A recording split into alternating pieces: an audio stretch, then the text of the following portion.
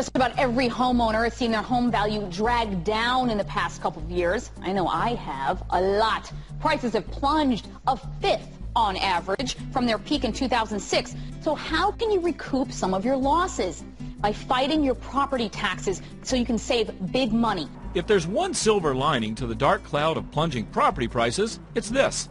If your house drops in value, your property taxes might go down as well. When properties were going up, everybody was getting their taxes raised, and when properties are going down, they should get them reduced. He should know Joel Greenberg's not just an appraiser, he's also a special magistrate who presides over his county's property tax appeals. And lots of people do appeal. Property values are estimated by a computer, which means that your assessed value could be wrong and you could be entitled to a lower bill.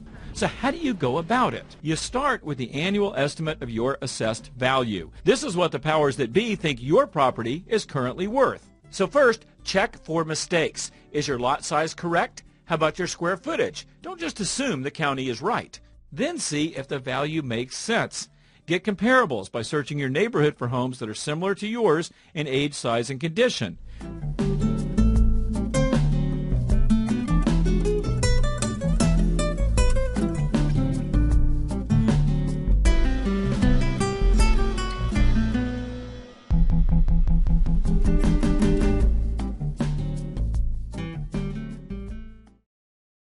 The single most important thing is to get an appraisal on the property, because that's a professional giving me his opinion on what the property is, as opposed to coming in and just telling me that you think the property values are lower. All right, so let me explain to you a little bit why this and how this is so important to you. So your property taxes are based on the value of your home, right? In 2006, even 07, our homes were worth a lot more. So ask yourself, are you paying property taxes based on the value of your home 2 years ago, or even 5 years ago, or 1 year ago? Tracy Conan is with us on the money line right now. Tracy, here's the question for a lot of us. We've seen a lot of our home values go down. Can we challenge our current assessment, the value that basically the municipality puts on our home, even if it was made 2 years ago at the height of the housing market? A homeowner should absolutely challenge their assessment if they believe it's too high. You know, the house is often assessed, and then that value is carried forward from year to year and used as a basis for the future assessments. And so obviously, as you pointed out, if we start out with an assessment that's too high, it can affect the taxpayer for years to come. So challenge early and challenge often.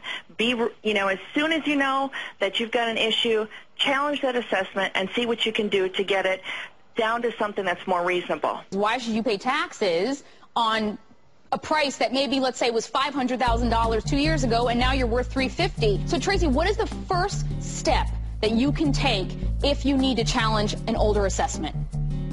Well, what you're going to do is you are actually going to challenge this year's assessment, which may have been based on something done a couple of years ago. And that saved you quite a bit of money every year.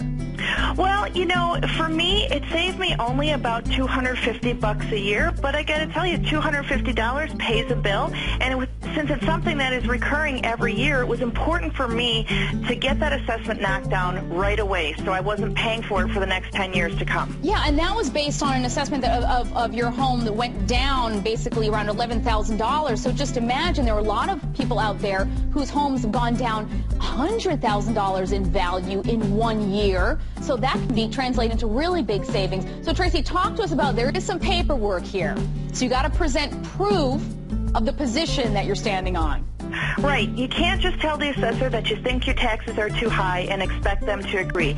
You really need to prove that the value of your home is lower than what they've assessed it at. Yeah, and you can use the web for that, too. You can find a lot of records of sales in your area like Zillow or Trulia.com. Now, Tracy, you did this on your own, but sometimes, when do you need to bring in help? When would you need to bring in a professional? Really, I think the average consumer can often do it alone as long as they're willing to do that research on the property values. Like you mentioned, there are websites now available to help with that. A lot of assessor information is available online, so that's how I got information on properties in my area, just from my local assessor's website. And so if you're willing to do that research, you can do it on your own. The more money that's at stake, however, the more I recommend that you start looking towards a professional. Thank you so much, Tracy, for your help. help on this one. It's a biggie. For more on how to fight property taxes and save big time, check out onthemoney.cnbc.com.